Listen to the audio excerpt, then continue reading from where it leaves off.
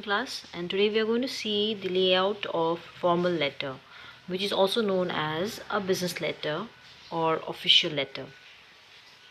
Okay, so the layout means just the format, what comes after what. So we are going to see that. So in this format, if you see, first thing, top to the bottom, everything is on your left hand side. So please keep that in mind, whether it's formal or informal letter which we have been doing, everything has to be in your left hand side, okay, in a straight line. Okay, beginning with sender's address. Senders means who is sending this letter. Here you are sending this letter, so here it has to be your address. So definitely your address will not be in one line, so it's just a heading, sender's address, so which will take 2 to 3 lines. Okay, after writing your address, leave one line. As I've told you in informal letter that after every topic you have to leave one line. Okay, similar to that. Then again you have date. You'll write the present date which you are writing a letter. Then leave one line again. Then here will be receiver's address. That means the one who is receiving your letter.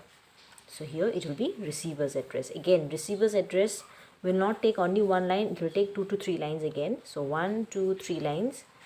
The line that I have drawn is for the address.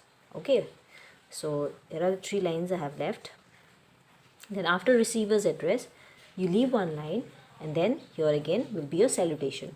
Salutation, in your last class itself I have told you, salutation means like sir, madam, or dear sir, respected sir. So here will be the salutation after receiver's address.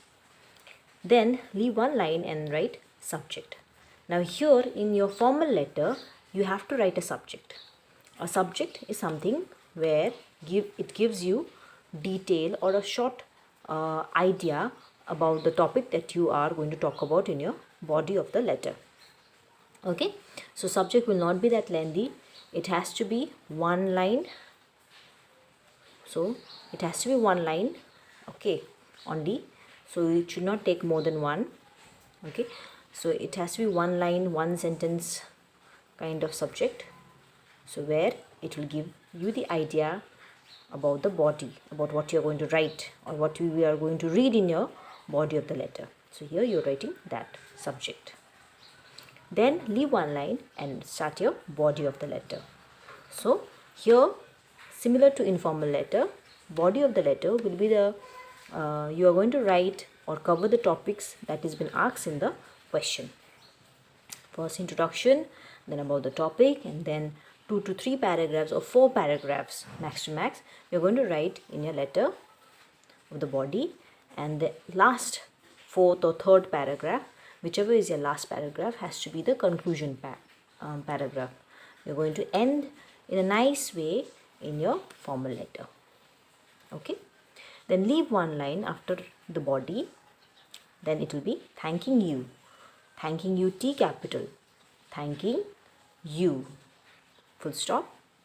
Leave one line, yours truly. We will usually this is called subscription.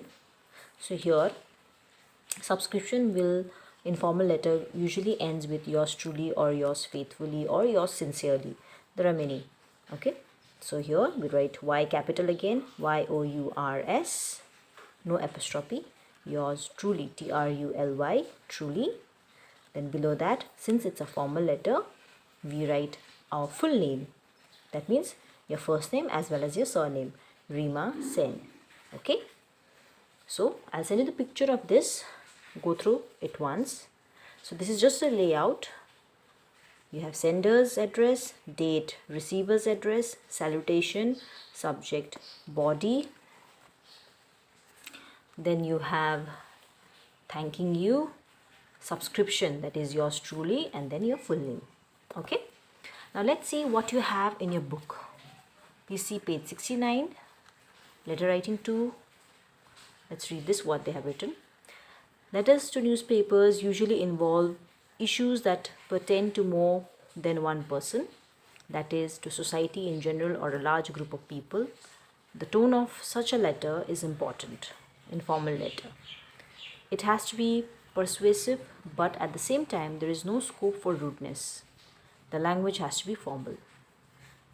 Now, points to be you have to keep in mind is these letters should always be addressed to the editor, the principal, okay, the municipal. So this way you are going to write the, then the editor or principal, and they usually end with yours truly or yours faithfully or yours sincerely. Point number 2, the form of salutation. That means this one, isn't it? Madam, ma'am, or sir. This is how you're going to write. The letter must address the concerned issue directly without beating about the bush. So the body of the letter, you're not going to beat about the bush. What do you mean by beat of the bush?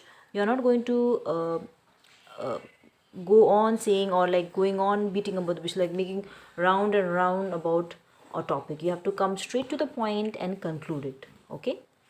You are not going to make it lengthy or drag it. There should be a suggestion as to how the problem can be tackled or resolved. So there has to be a suggestion of any problem that you're having and how to be tackled and resolved. Okay, you can give some suggestions. So following these topics, you have a sample here. Okay, in page 69. Read the sample of a letter to the editor of a well-known newspaper protesting against thoughtless honking. Now, thoughtless honking is when, like, here you're writing a letter to the editor. Editor is editor of the newspaper. Okay, the one who does editing or writing of a well-known newspaper. Protesting means going against, okay, which you're not liking it. Protesting against thoughtless honking. That means without thinking, the sound pollution, honking of cars or the noise. So you're going to protest about that to the editor of a well-known newspaper. So according to a layout which I have just showed you in my copy, so first will be sender's address. Keep that in mind. Your address is always at the top. Sender's address. Here there is one example given here. 6 Gurudev Road, Park Circus, Kolkata 700019.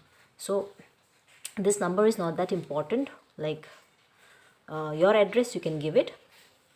And if you are thinking of giving a number, any 6-digit number you can place. You don't have to be precise. Okay, but it has to be 6-digit number if you are planning to give it. Okay, here. Then leaving one line, they have given date. Here it's a old, the date is not what we have today. So that according to the present date you have to write here. I have already told you. Then you have the receiver's address, where it is already mentioned in the question that you are writing to the editor. So it has to be the editor, editor E capital. If you're writing to the principal, the principal P capital. Okay. So the editor of a well-known newspaper. So the editor of which newspaper? The Telegraph. This is the name of the newspaper, the Telegraph. Telegraph is the name of the newspaper. So we write the definite article and the newspaper name, Telegraph, the Telegraph.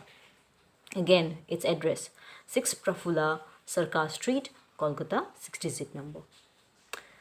Then salutation. So leaving one line, there is, now here you are seeing that there is no subject here. Now I can see that in many of the new published books, they don't mention subject. But according to the criteria that we have been following, let's try writing subject. Okay, it has not mentioned that it is like excluded or included, nothing like that.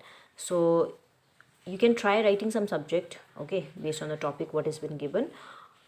Otherwise, if not, we'll go to the body now.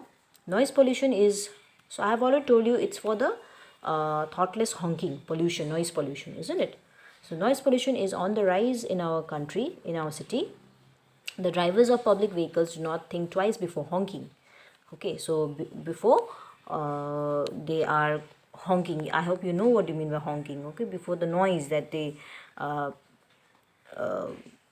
just randomly they just honk the horns. Even the private vehicles follow suit. Lack of civic sense and awareness on the part of the drivers and gross negligence of the traffic police are reasonable for this menace. Menace means all the disturbance. Okay. On the next page you see they have continued. Schools on the main road, senior citizens and patients in hospitals and nursing homes are the silent sufferers. The noise pollution even has an adverse effect on the breeding and migration of animals and birds. Next paragraph. The students of a few leading schools have taken the initiative to curb noise pollution. However, the brazen attitude of certain drivers is a major hindrance to them. Change the paragraph again. The concerned authorities must rise to the occasion and alleviate this problem at the earliest so as to provide a better environment to all concerned. Perhaps a steep fine for such thoughtlessness will help reduce this issue. So as you have already read here, that letter must address the concerned issues. Okay, it has to be concerned according to a topic that has been given without beating about the bush, and there should be suggestion in your letter as well how to tackle with the problem. Yes or no? So that we have done in the last paragraph. So the concerned authorities, whoever has to handle this, must rise to the occasion and elevate this problem at the earliest, to the soonest, okay, so as to provide a better environment to all concerned. Perhaps a steep fine for such thoughtlessness will help redress this issue. So a letter where we are going to talk about only about the topic, okay, whom it is going to be harmed, and then a suggestion if possible for the issue. Then according to the format, thanking you, yours truly, your full name Rohit Agarwal, and here they have, actually this is supposed to be the signature and here has to be the full name, but you'll write only one, Rohit Agarwal, not this, not the bracket portion, just this much, okay, Rohit Agarwal, your full name, whoever is writing, not necessary you have to write Rohit Agarwal, you'll write your own name. Okay, now following this format you have this practice format and the sample. You have this practice, page number 70, 1 to 5. So you will do today question number 1. Okay, that's it for today. Thank you and have a nice day.